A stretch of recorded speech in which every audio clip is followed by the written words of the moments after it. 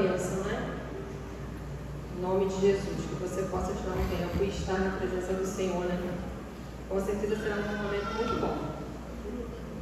Vamos lá? Falar agora daquilo que o Senhor tem para nós nessa noite. Está em Mateus, capítulo 15, 21.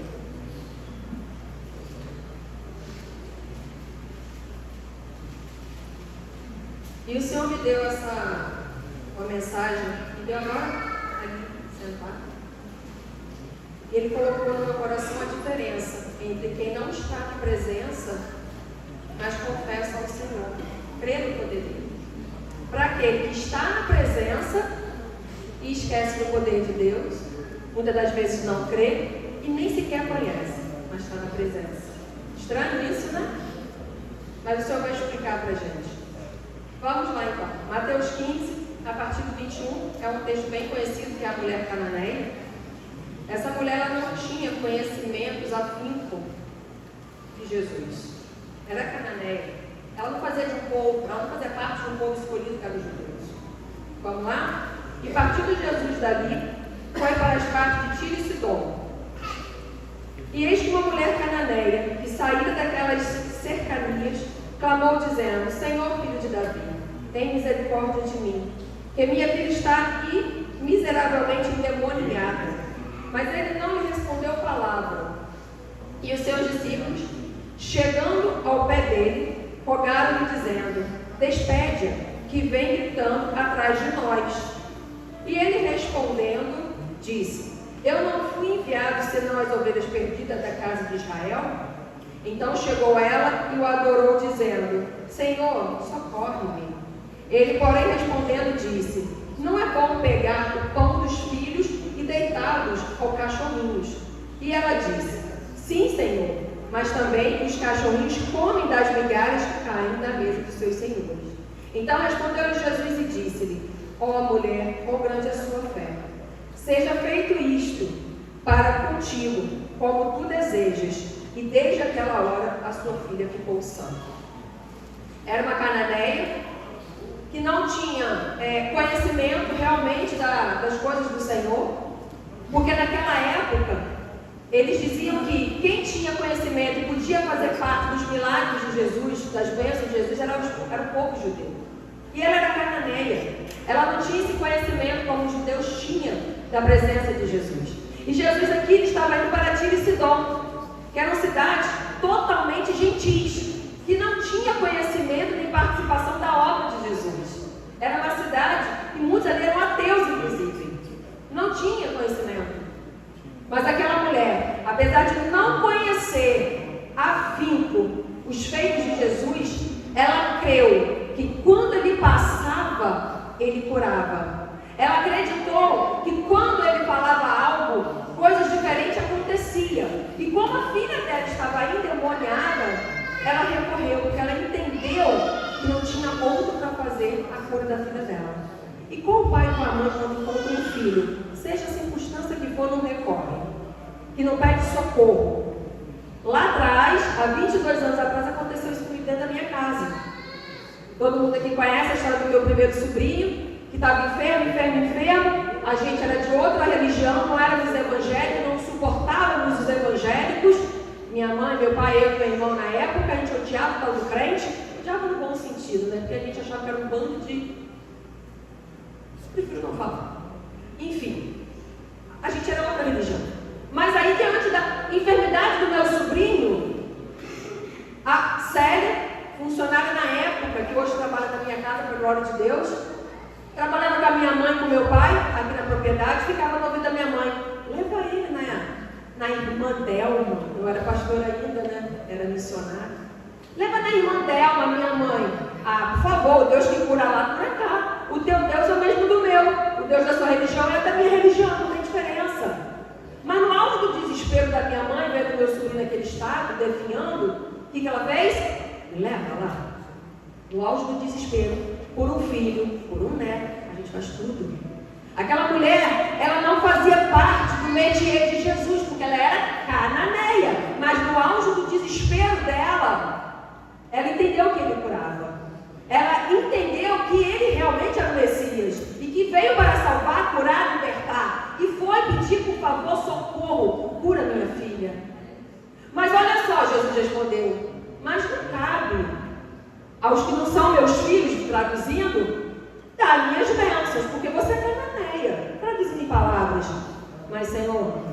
Até os cachorros, ou seja, até quem não é judeu, pode comer, pode provar da sua bênção. Aquela mulher quebrou paradigmas. Porque naquela época se entendia que a bênção de Jesus era somente para os judeus. Porque era o povo selecionado, o povo escolhido. O resto não. O resto muitas das vezes nem acreditava no poder dele, de Jesus. Mas ela quebrou ali e acabou. O Senhor veio para todos. Eu sou cananeia, o Senhor é judeu, mas eu posso provar do teu milagre. Eu posso sim, se eu crer e confiar em ti, provar sim das suas migalhas e ser curada mesmo através das suas migalhas. Eu não preciso de muitas, as suas migalhas me curam. Olha que fé na palavra. Olha o desespero dessa mulher ao ponto de crer a esse ponto no jeito do Senhor. E o povo dela não aprendia isso, mas ela creu. Porém, ao contrário daqueles que conhecem Jesus, que se dizem estar na presença e muitas das vezes não fazem os frutos disso. E infelizmente a igreja está cheia disso. Vou primeiro falar. Vamos em Mateus 16, logo à frente. Mateus 16, o fermento dos fariseus. E chegando-se os fariseus e os saduceus para tentarem, pediram-lhe que lhes mostrasse algum sinal do céu. Mas ele respondendo, disse-lhes: quando a chegada da tarde, dizeis: haverá bom tempo, porque o céu está rubro. E pela manhã, hoje haverá tempestade, porque o céu está de um vermelho sombrio. Hipócritas, sabeis diferenciar a face do céu e não conheceis os sinais dos tempos? Uma geração má e adúltera pede um sinal, e nenhum sinal lhe será dado, senão o sinal do profeta Jonas. E deixando-os, retirou-se. Jesus falando isso. E passando-lhe seus discípulos para outra banda, tinham-se esquecido de fornecer-se de pão.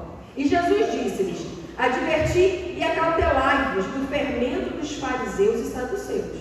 E eles arrogavam entre si, dizendo: é porque não nos fornecemos de pão. E Jesus, percebendo isso, disse: por que arrazoais entre vós, homens de pequena fé, sobre o não vos teres fornecido de pão? Não compreendeis ainda, nem vos lembrais dos 5 pães para 5.000 homens, e de quantos cestos levantastes? Nem dos 7 pães para 4.000, e quantos cestos levantastes? Como não compreendeis que não vos falei a respeito do pão, mas quando vos guardais do fermento dos fariseus e dos saduceus? Então compreenderam que não dissera que se guardasse do fermento do pão, mas da doutrina dos fariseus. Aqui no povo, inclusive estava aqui os discípulos também, que conheciam a palavra do Senhor. Antes dessa parte, antes um pouco, e Jesus relatou aqui, ele fez o milagre dos pães, da multiplicação. E aquele povo havia presenciado isso. Aquele povo já tinha entendido que aquele Jesus, aquele Messias, veio para curar, tinha vindo para salvar, tinha vindo para sarar. Mas aquele povo, mesmo convivendo com Jesus, estava esquecendo dos feitos. Eles tinham preocupações em outras coisas. Aqui, por sinal, se eu não me engano, um pouco dos saduceus, eu não estou enganada, são os saduceus, eles só acreditavam nos 5 primeiros livros da Bíblia. Somente nos 5. E eles não acreditavam no agir do Espírito Santo, eles não acreditavam no milagre de Jesus, eles não acreditavam em um monte de coisa. E o resto da Bíblia para eles não valia de nada. Era só os 5, o Pentateuco. Era um povo hipócrita, um povo que se achava de muito conhecimento, de muita sabedoria. Mas eles queriam um sinal dos céus. Eles reconheciam o clima. Ah, o céu está vermelho, amanhã vai fazer sol. Hoje está mais rubro, está mais fechado, amanhã vai chover. Mas não conseguiam reconhecer os sinais de Jesus. E aí eu volto a falar para a igreja. Muitos estão dentro da igreja e não conseguem reconhecer os sinais do Senhor. Aquele povo tinha acabado de presenciar o milagre da multiplicação. E ainda sentir se esquecido. E aqui os discípulos ainda falavam, mas Senhor, a gente não está com pão. Porque eles estavam entendendo que aqui o Jesus estava advertendo por causa de um pão comida. Não, era o fermento dos fariseus, dos saduceus, que era um fermento estragado. Por que fermento? Porque fermento, carnalmente falando, é algo que modifica alguma coisa. Você pega o fermento biológico, bota na massa do pão, bota no bolo, fica bonito, dá estrutura, cresce. Agora pega essa mesma receita e não bota fermento. Murcho, minguado. Não tem aquele viço, aquela aparência. Então o fermento ele modifica algo. E naquele caso, o fermento que Jesus ele se referia daquele povo, dos fariseus, era o fermento que ele queria dizer que aquele povo poderia contaminar, modificar todo o ensinamento de Jesus, porque era um povo que não servia a Jesus. E eles estavam achando que por mais que Jesus já tinha ensinado, não tinha entrado na cabeça. Por mais que o Senhor já tinha sentado e falado com eles, explicado as coisas, eles estavam se esquecendo. E achando que o problema era o pão de comer, de botar na boca. Não, era contaminar da cultura daquele povo para com eles.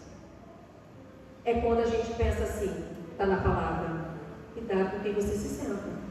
Não se sentar na roda dois escarnecedores, porque o fermento desse povo com quem você está se assentando pode ser um fermento estragado, ou seja, um povo que não tem nada para te passar na vontade de Deus, um povo que não tem nada para te acrescentar na presença do Senhor, porque aquele povo não tinha nada para acrescentar, era um povo hipócrita, era um povo má, e eles estavam se misturando, achando que era de comer, o pão de comer.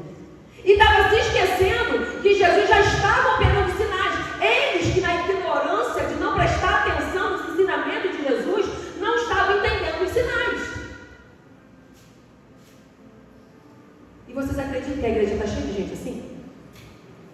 Vem para o culto, ouve a palavra, vê milagre, vê a multiplicação dos pães, dos peixes, vê o câncer ser curado, vê o alcoólatra ficar sarado, vê aquele que fuma parar de fumar.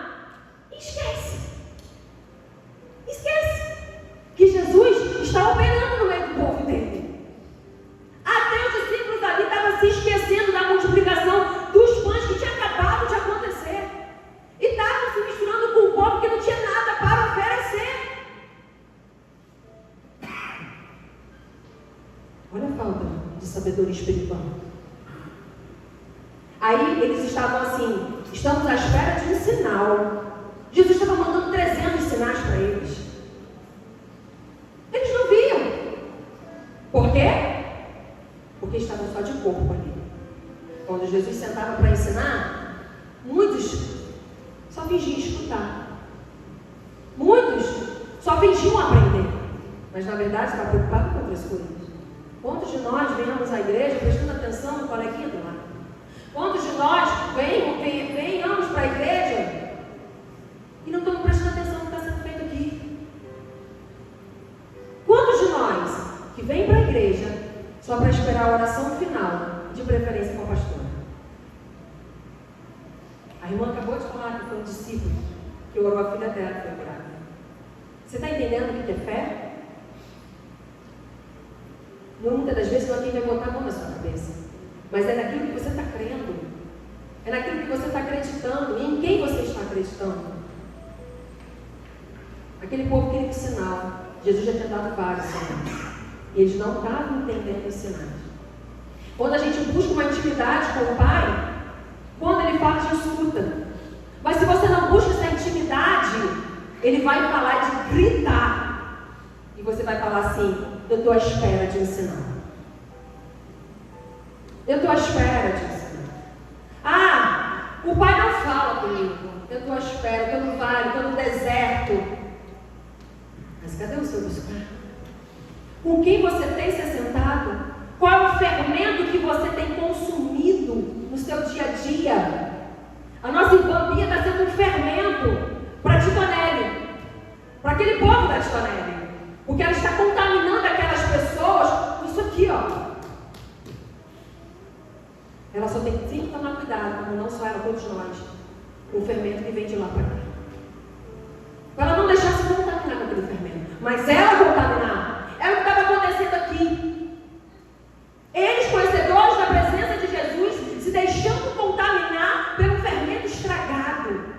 e querendo esperar um sinal do Senhor.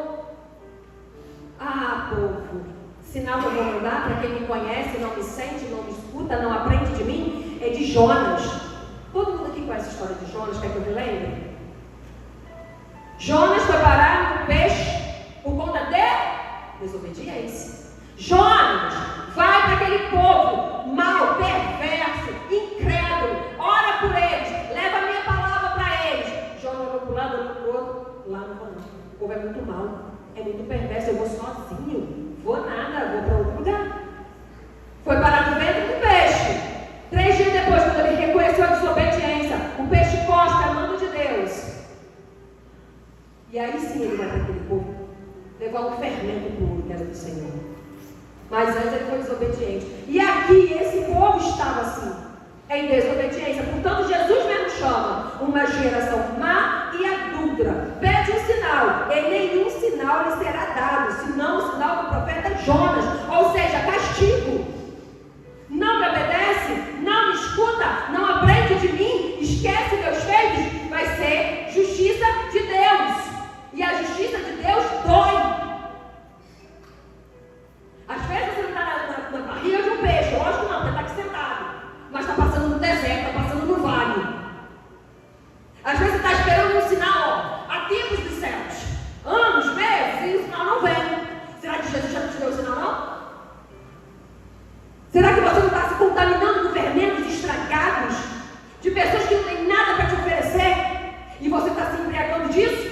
Ao invés de se embriagar disso aqui, ó, que é o que vai te dar o sinal, que é o que vai me dar o sinal. Eu tenho, às vezes, o costume de falar, de brincar, que o Salomão, quando ora, ele ora por um objetivo específico sempre, e que a oração dele não muda. Fala, meu filho, pelo amor de Deus, só ora isso, você só ora por isso, você não muda o refrão. Eu falando com ele. E Salomão sempre quando ora há muitos anos, sei lá, muito tempo, basicamente aqui. E tá bom, não é que Jesus não escute, né? Lógico que escuta. Só que há 15 dias atrás, ele não sabe como fala isso, há 15 dias atrás a gente vem acordando, eu já acordo 6 horas da manhã. Após eu acordar e eu botar a passada no colégio às 7, a gente vai para a sala, se ajoelha e a gente ora, nós dois. Todos os dias. A gente leva a palavra e a gente ora. Ele ora, eu oro. Ele lê a palavra, ele abre a palavra. A oração de Salomão, não sei se ele já percebeu isso, mudou 100%.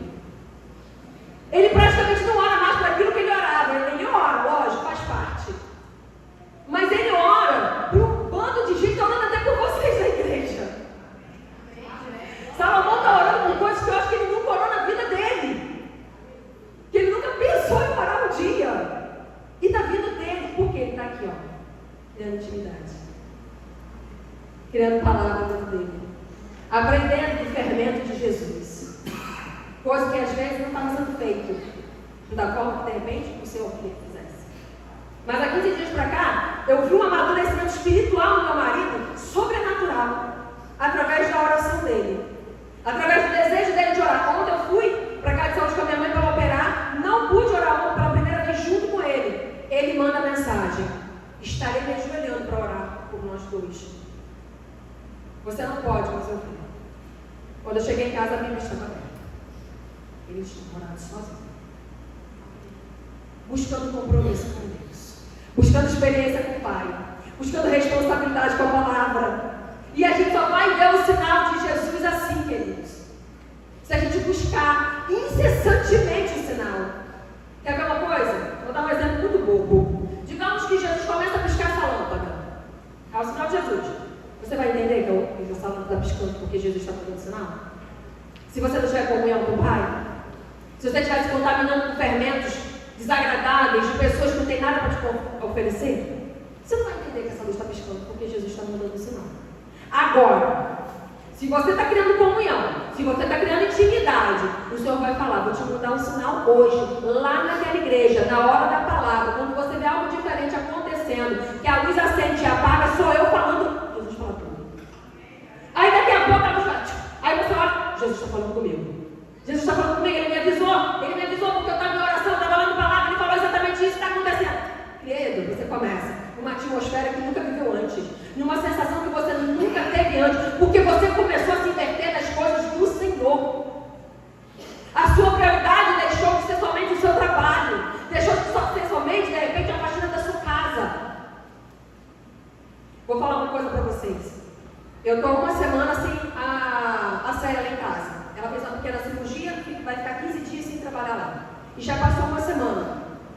E eu tenho que me virar. Eu, basicamente, o Salomão me ajuda muito para a glória de Deus, né? Eu agradeço a Deus pela vida do meu marido nisso também. Porque ele me ajuda também dentro de casa, a manter a estrutura da casa. Eu fico o dia inteiro fora, tem dia que eu chego 8 horas da noite.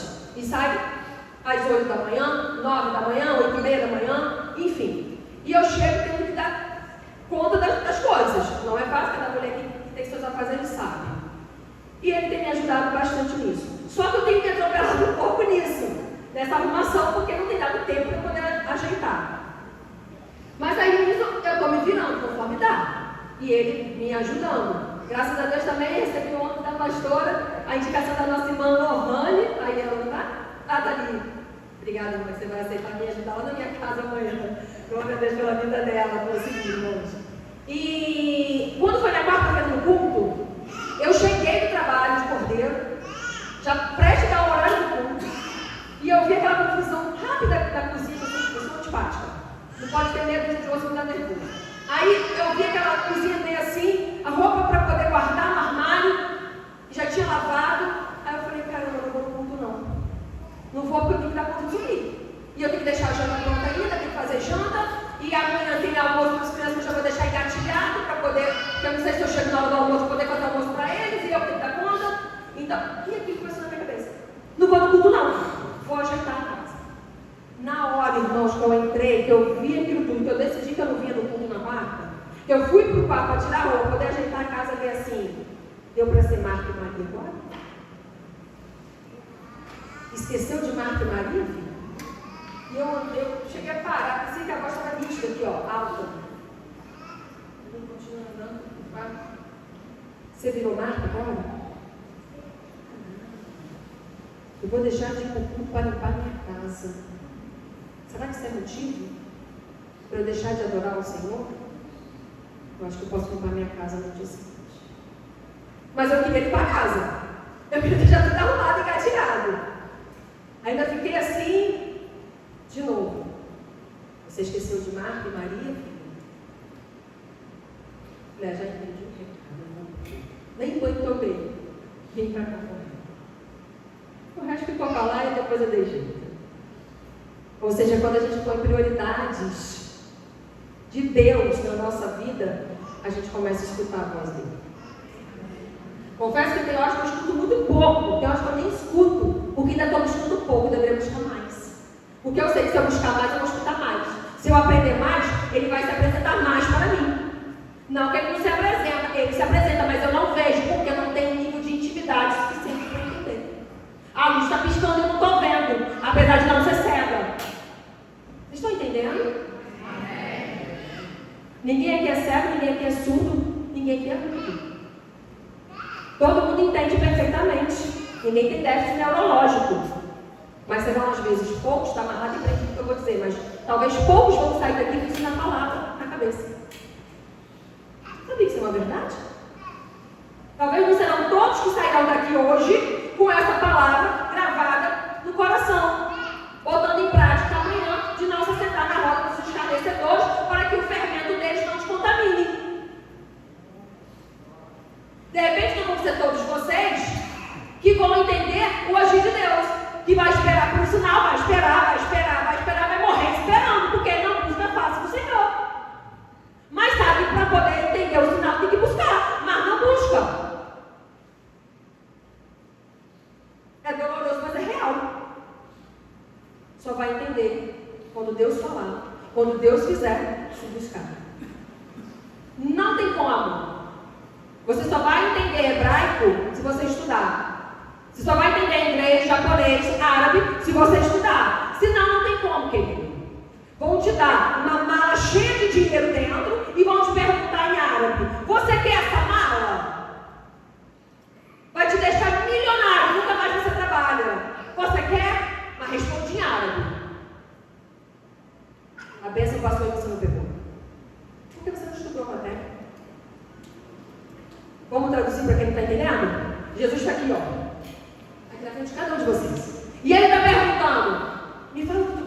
respondo. Me pede o que tu queres que eu te dou. E você está aqui, ó. Abrindo boca de sono. E Jesus na tua frente. Me pede que eu te dou. Me fala o que tu queres que eu te respondo. E você é leigo. Não está estudando a matéria. Não está entendendo o que Jesus está te perguntando. Porque a voz dele não ecoa no teu ouvido, porque você não abriu o ouvido ainda para ouvir. Ou você acha que ele está aqui e não está falando contigo? Impossível. Impossível. Aonde o Senhor está, algo novo e diferente tem que acontecer na vida de todos. Não é à toa que você está aqui. Se você está aqui é porque ele te escolheu para você entender isso, para você aprender sobre isso. Porque ele te ama de tal maneira que ele quer mudança na tua vida. Mas ele não te obriga a mudar. Ele te ensina, ele te explica. Mas ele não te obriga. E aí você só vai sair daqui vazio se você quiser. Porque aqui ele está para te preencher. Mas você só vai encher se você permitir. Você entendeu o que é o fermento do fariseu? Você entendeu que não é o que você muitas das vezes come, mas é o que você contrai? Porque você deixa ser contaminado? Em vez de você contaminar, você é contaminado. Eu muitas das vezes, ao invés de eu contaminar, eu sou contaminada. Não é sobre o que come, mas é sobre aquilo que você está vivendo. Pega esse fermento que você está aprendendo hoje e deixa ele entrar na tua vida para mudar a sua massa de bolo de forma sobrenatural. Deixa ele crescer a tua vida de forma que venha alcançar vidas lá fora. Ou como a nossa irmã está alcançando vidas lá na Tibanelli. Um ateu já falando da água de Deus. Você tem noção do poder que é isso? Um ateu reconhecer a água orada de uma pessoa que ele nem sabe quem é, na qual ele nem acredita. Que poder é esse? Que impacto de fermento é esse que essa menina está carregando nela? É isso que nós temos que carregar. É isso. E se duvidar, ela nem se deu conta ainda do poder de Deus na vida dela. Se duvidar, você não está dando conta do poder de Deus sobre a tua vida. O quanto você chama a atenção das pessoas lá fora. Com as suas atitudes, com o seu falar. Mas você é filmado 24 horas. E qual é o fermento que você tem posto na vida dos outros? É um pó royal só? Ou é um fermento de Jeová? Que muda, que faz um ateu se converter. Em nome de Jesus, eu estou professando que ele vai converter. Ele já está começando a acreditar, falta pouco para a conversão. Em nome de Jesus. E aquela mulher cananeia, ela foi exemplo de persistência. Jesus, eu não te conheço a fundo, não. Nunca presenciei o seu milagre, não. Só ouvi falar. Não faço parte do teu povo escolhido e separado. Mas, por favor, me socorre. Humildade. Persistência diante da dificuldade. Jesus ignorou aquela mulher naquela hora. Se Jesus te ignorar, me ignorar, o que a gente faz? O que você vai fazer? O que eu vou fazer? Jesus não me responde. Jesus não dá nada comigo. Não me dá o carro que eu pedi. Não me dá a casa que eu quero. É ou não? Um bando de mimimi. A pastora não orou direito por mim, porque prefere orar pela irmã Thaís, que a irmã Thaís, que a irmã Thaís é doutora, tem dinheiro, é assim que ela escuta. É isso que ela escuta. Quer puxar saco minha? Como se eu fizesse alguma coisa para a vida dela. Aliás, ela que faz pela minha. Eu que devo a ela, não me deve nada. Eu que tenho que puxar o saco dela. Não é o meu. Mas tem uns linguados de 1 metro de mim que fala isso. E se Jesus te ignorar, você faz o quê? Como ignorou essa mulher? Se a pastora não te orar, você faz o quê? Balanga beijo. Fala mal do ministério. Aquela mulher não. Aquela mulher não fez isso. Ela levou uma na venta, levou um fora bonito de Jesus e falou assim: mas mestre, até das migalhas que o Senhor jogar na sua mesa, eu como e aceito e fico curado. Ô mestre, até se o Senhor, já sou o que eu estou dizendo, né? Cuspir em mim, o seu cuspe me cura. Ô Senhor, se o Senhor der um soprão com bafo na minha cara, eu fico curada com o teu bafo. Muita humildade, muita persistência, muita fé diante da dificuldade. E ali com isso Jesus estava testando ela, porque Jesus nos testa. mulher, grande é tua fé. Você não desistiu, você não largou de lado, você não falou mal de mim depois, que ela poderia ter se levantado. Que Jesus que tudo quer? Esse Jesus é um mentiroso, é um farsante. Ela não podia ir. Não tem um monte que sai da igreja falando mal da igreja, do ministério. Aquele ministério não tem nada. Aquele ministério da pastora puxa o saco da Thaísa. Mal sabe a confusão que está andando no céu com isso. O problema é de quem arruma. Ela não fez isso. Ela continuou persistindo. Mas Senhor, a minha filha, Senhor. Eu creio no Senhor, eu creio no teu poder, Senhor. Não me ignora não, por favor, socorre, Senhor. Mulher, grande é a tua fé. E ali a filha ficou curada, liberta, sarada, pela persistência, por não ter desistido, por ter adorado em meio à dificuldade, em meio a um fora que recebeu do mestre. Se Jesus me dá um fora, irmão, eu fico aqui, ó. Eu ia ficar com vergonha, eu não ia saber o que falar, porque ele me deu um fora, o que eu vou fazer? Não posso fazer mais nada, ele me deu um fora. Ele me excluiu, falou que não ia me dar, e o que eu posso fazer? Ela persistiu. Mesmo com o mestre, ela persistiu. Ela quebrou o coração do mestre, fez ele voltar atrás na decisão dele, com a atitude de adorar a ele. Que a gente possa quebrar o coração do Senhor nessa noite, com uma atitude persistente de fé, com uma atitude persistente de adorador, mesmo em meio às dificuldades, mesmo em meio ao nosso deserto, que às vezes você possa estar enfrentando. Não reclama dele. Não murmura sobre esse deserto, sobre esse problema, sobre essa dificuldade. Só fala, Senhor, como aquela mulher cananeia, socorre-me. Se por um acaso eu estou sendo fariseu, Senhor, me perdoa e socorre-me, Paizinho. Se por um acaso, Jesus, eu tiver com um fermento estragado, muda o meu fermento, me ajuda a entender onde eu estou estragado para me consertar, Senhor. Humilhação e descer na presença de Deus. É isso que você tem que fazer. É isso que eu tenho que fazer. É para isso que a gente está aqui. Para aprender mais e mais e se contaminar desse fermento de Cristo. E não do fermento mundano. Amém? Jesus machucou um pouquinho hoje? Jesus não machucou. Ele não machucou, ele ensina. Ainda que às vezes a correção seja sofrida um pouco na carne. E dentro do ego, e nós temos um ego às vezes um pouco exacerbado demais, mas é só porque ele ama, é só porque ele te ama muito, e ele não quer te perder, ele não quer te ver contaminado com aquilo que não provém da vontade dele, mas ele quer te ver contaminando as pessoas com a unção dele. Que a gente possa nessa noite entender que não adianta estar na igreja se a gente não for verdadeiros adoradores. Se a gente realmente não carregar o fermento de Cristo para nossas vidas e para a vida daqueles que estão conosco. Aquele povo entendia de Jesus, conhecia os feitos de Jesus, tinha acabado de presenciar os milagres de Jesus, mas eles estavam à espera de um sinal, porque eles não estavam conseguindo entender o que Jesus estava falando, porque na verdade era só de corpo presente, eles não estavam de coração, eles não estavam ali com o intuito de mudar de vida. Não, eles queriam receber algo, estavam com um objetivo, estavam com um desejo. Eu quero estar ali porque eu quero comprar isso, eu quero adquirir aquilo, eu quero uma cura sobre isso, tinha um objetivo. E quando a gente só tem um único objetivo na presença de Deus, querido, a nossa vida não muda. O nosso deserto ele se prolonga.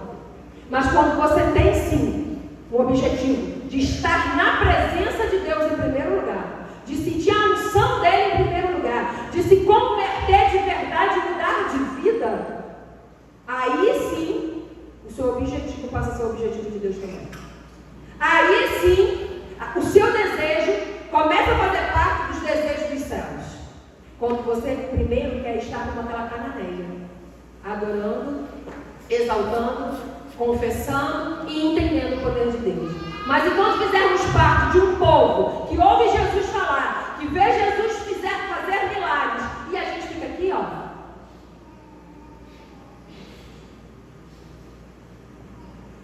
esperando da hora para ir embora e reclamar quando passa 5 minutos do culto acabar, o seu deserto vai ser difícil de acabar.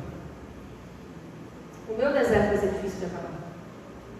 Enquanto a gente não entender que Jesus nos chamou para fazer a diferença e que a gente precisa mudar de verdade, de vida, de caráter, de tudo, nosso deserto não vai.